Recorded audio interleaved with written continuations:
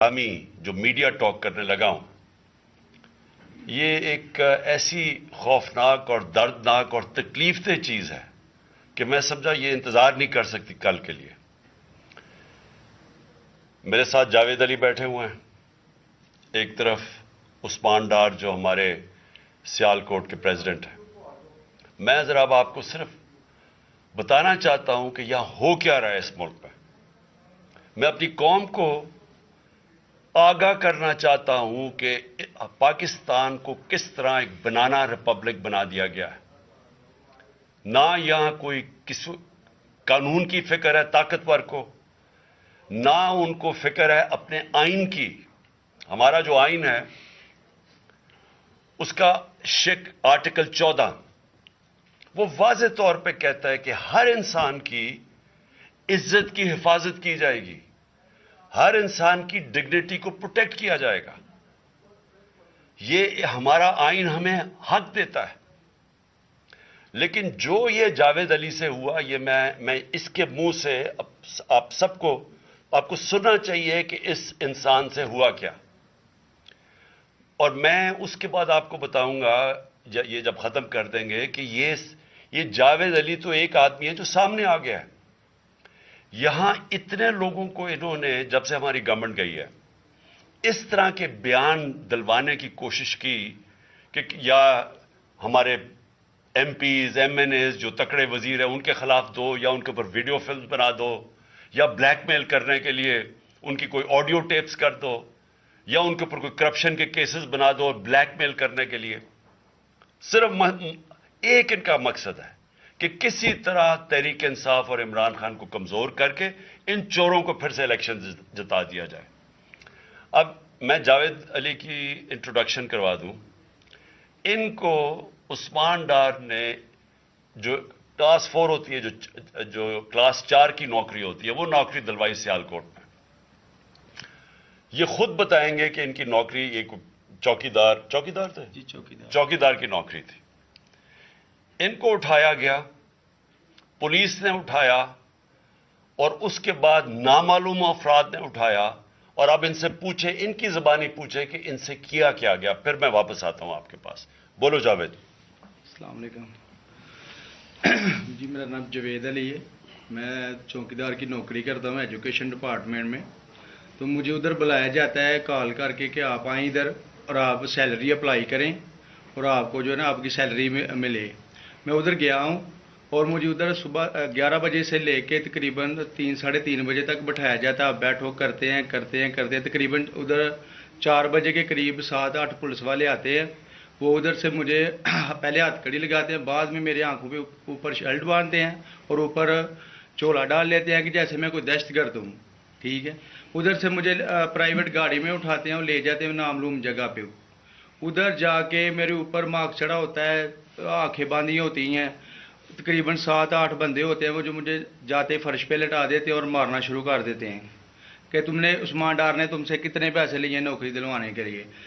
میں کہتا نہیں دیے، پھر بھی مجھے دوسری دفعہ کبھی الٹا لٹکا دیتے ہیں کہ مانو تم نے عثمان ڈار کو پیسے دیے ہیں، کانٹریکٹر سے لے کے پیسے دیے ہیں۔ جب نہیں مانتا تب بھی مجھے کبھی سیدھا لٹکا دیتے ہیں، کبھی الٹا لٹکا دیتے ہیں۔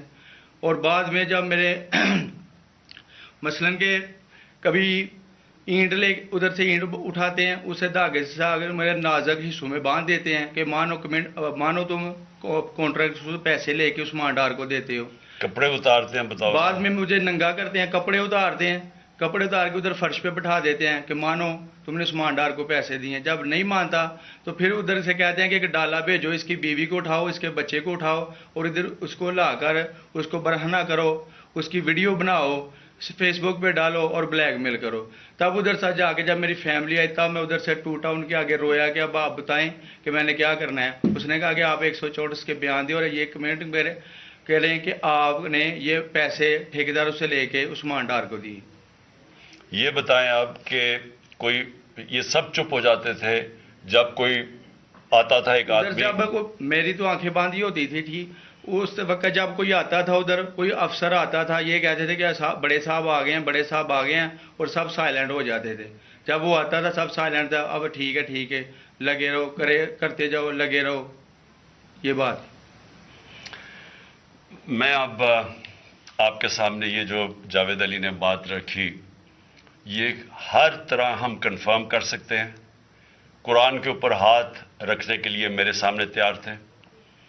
یہ عثمان ڈار کو پھنسانے کے لیے، اس کو کرپشن کیسز میں لانے کے لیے، یہ ساری چیز، یہ جو اس سے 164 کا بیان دلوایا گیا، اور پھر بیوی بچوں کو ساتھ والے کمرے میں لا کے ان کو کہا کہ اس کو ننگا کریں گے. یہ سیدھی بات بتائے، بیوی کو کہا کہ اس کو ننگا کر کے اس کی تصویریں بنائیں گے اور پھر فیس بک پہ چلائیں گے. میں آج اپنی بڑے رسپیکٹ سے، میں اپنی عدلیہ سے، میں اپنی چیف جسٹس صاحب سے کہنا چاہتا ہوں کہ دیکھیں، میں اب سے نہیں، جب سے ہماری حکومت گئی ہے، میں تب سے کہتا رہا ہوں کہ ہمارے بنیادی حقوق کی حفاظت کون کرے گا. شہباز گل کو اٹھایا، اس کو ٹارچر کیا گیا، اس کو ننگا کیا گیا، اس کو لٹکایا گیا اوپر، اس کو مارا گیا. اس سے بیان دلوا رہے تھے کہ عمران خان کے خلاف سٹیٹمنٹ دو، جو اس کو کہہ رہے تھے عثمان ڈار کے خلاف سٹیٹمنٹ دو. اس کو میں تب بھی، میں نے صرف ایک میرے منہ سے نکل گئی اور غصے میں نکل گئی کہ ہم جس جج نے ان کو ریمانڈ دلوایا تھا واپس،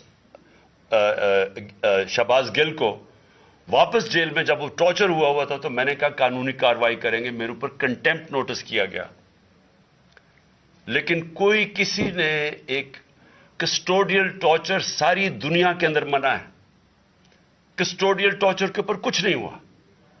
پھر اعظم سواتی کو اٹھایا گیا اور ساری قوم کے سامنے جو اعظم سواتی نے اپنے زبان سے بتایا کہ اسے کیا گیا ہے، ایک ٹویٹ کے اوپر، اس کا صرف ایک ٹویٹ کر دی تھی اس نے کہ NRO2 باجوہ نے دیا، جو سب قوم جانتی ہے. اس کے اوپر جو اس سے کیا گیا، پھر ویڈیو بھیجی گئی اس کی بیوی اور اس کی بیٹی کو. ایسی چیزیں اس ملک کی تاریخ میں کبھی نہیں ہوئی، یا میں تو نہیں کبھی سنی تھی ایسی چیزیں. شاید دہشت گردوں سے ہوتی ہوں، شاید کوئی باہر کے جاسوسوں سے ہوتی ہو، غداروں سے، لیکن اپنے شہریوں کو اس طرح کرنا اس ملک کی تاریخ میں کبھی نہیں ہوا. میں نے، جب مجھے گولیاں لگی، میں نے تب چیف جسٹس صاحب کو پہلے مخاطب ہوا. میں نے کہا دیکھیں، جنہوں نے مجھے یہ قتل کرنے کی کوشش کیا وہ سارے اقتدار میں بیٹھے ہوئے ہیں.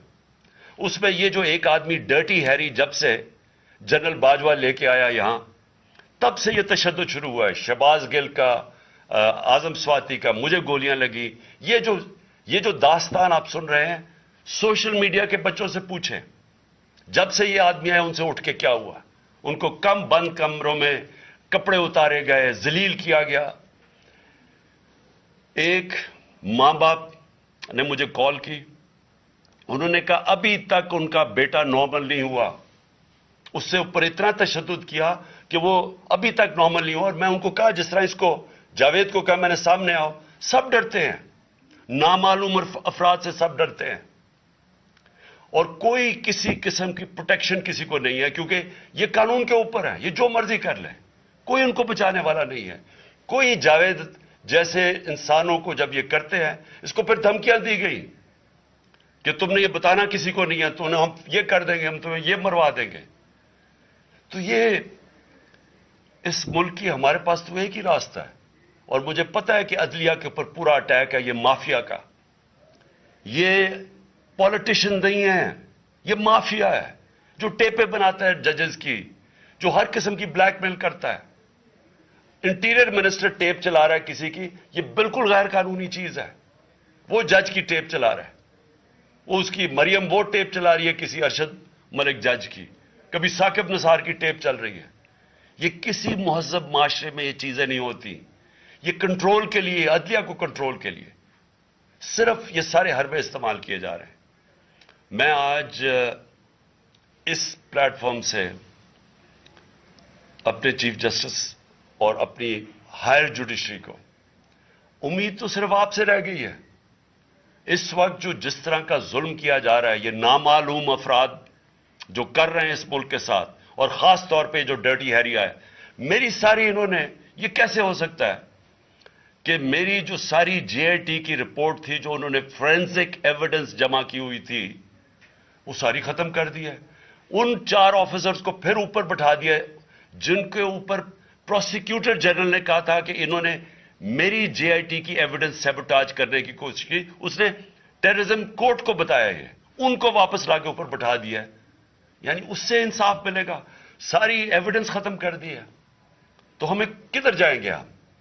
میری ریکویسٹ ہے چیف جسٹس صاحب, یہ جاوید علی کی اس کے اوپر سوٹ موٹو ایکشن لیں, پتہ چلائیں کہ یہ کون لوگ ہیں. اور اوپر سے اس نے نامعلوم افراد نے اس نے سنا کہتے ہوئے کہ پولیس کے اوپر سارا الزام لگانا, پولیس کو پنچنگ بیگ بنانا اور کچھ نہ کہنا, نہیں تو ہم تمہیں یہ کر دیں گے, مار دیں گے. دیکھیں جی وقت آ گیا ہے. میں اپنی جوڈیشری سے یہ کہنا چاہتا ہوں کہ یہ جو بھی آپ کا سب سے بڑی جوڈیشری کی سب سے بڑی ذمہ داری ہمارے بنیادی حقوق کی حفاظت کرنا ہے. یہاں جس طرح یہ رجیم چینج کے بعد جس طرح بنیادی حقوق ختم کیے گئے ہیں, لوگوں کو لاوارث چھوڑ دیا ہے, سمجھ نہیں ہے لوگ جائیں کدھر انصاف کے لیے. ہم نے ایک پرامن احتجاج جیل بھرو تحریک شروع کی. جو لوگوں کو اٹھا کے لے کے جا رہے ہیں ان کو کپڑے نہیں دے رہے ہیں, ان کو دور دور لے گئے ہیں, کسی کو اٹک ڈرانے دھمکانے سے خوف پھیلا رہے ہیں. ایک طرف ایک پرامن احتجاج تاکہ ملک میں نقصان نہ پہنچے. اب ہماری قوم آگے مشکل میں ہے, مہنگائی میں ڈوب گئی. کبھی پاکستان کی تاریخ میں 41% مہنگائی انفلیشن نہیں ہوئی, چھوڑ کے گئے تھے 12% تھی, آج 41% ہے. ہم اس کے احتجاج کریں کہ چور اوپر بٹھا دیے, این آر او مل گیا ہے, پکڑ کے یہ حالات ہوتا ہے, سب کو ڈرانا دھمکانا, جرنلسٹ کو, صحافیوں کو, ٹی وی چینلز کو. تو میں صرف چیف جسٹس صاحب اور آپ اپنے سپریم کورٹ سے آج خاص درخواست کرتا ہوں کہ یہ جاوید علی کی کہانی سنیں, پوچھیں کون ذمہ دار ہے, کہیں تو لائن ڈرا کریں کہ اب ان کو خوف تو ہو کہ کوئی کھڑا ہے ان کے لیے, عوام کے لیے, عوام کے ساتھ کھڑا ہے. کوئی تو ایکشن لیں تاکہ عوام کو کوئی حوصلہ ہو کہ ہماری عدلیہ ہمیں بچائے گی. کون بچائے گا جاوید؟ سوچیں کہ بیوی بچوں کو ساتھ والے کمرے میں جا کے کہتے ہیں اس کو ننگا کر کے ہم اس کی تصویریں بنائیں گے. یہ کون سے معاشرے میں ہوتا ہے؟ یہ کون, یہ کوئی غدار ہے؟ کوئی ایک چوکی دار کی کلاس 4 کی نوکری کر رہا ہے, اس سے اٹھا کے یہ کیا کہ جی اس کے خلاف ایویڈنس دے, کہ وہ دیکھیں جی کتنا آپ نے اس کے لیے کتنی پتہ نہیں کدھر سے اس نے کلاس 4 کے چوکی دار نے پتہ نہیں کیسے پیسے بنا کے دینے تھے اس کو, لیکن کوئی ایویڈنس مل جائے تاکہ کسی طرح تحریک انصاف کا جو سیالکوٹ کا ہمارا ڈسٹرکٹ کا پریزیڈنٹ ہے اس کو کسی طرح گندا کیا جائے اور اس کو کسی طرح نااہل کیا جائے, کسی طرح اینٹی کرپشن میں آ جائے. اور یہ ہے پنجاب کی جو انہوں نے کیئر ٹیکر گورنمنٹ, یہ جو ایک بددیانت دار ایک میں اس کا نام مجھے سمجھ نہیں آتا کہ ایسا گھٹیا چیف الیکشن کمیشن اس ملک کی تاریخ میں نہیں آیا, کہ شرم نہیں آئی کہ نیوٹرل کیئر ٹیکر یہ حرکتیں کرتا ہے. یہ نیوٹرل کیئر ٹیکر کے نیچے ہو رہا ہے.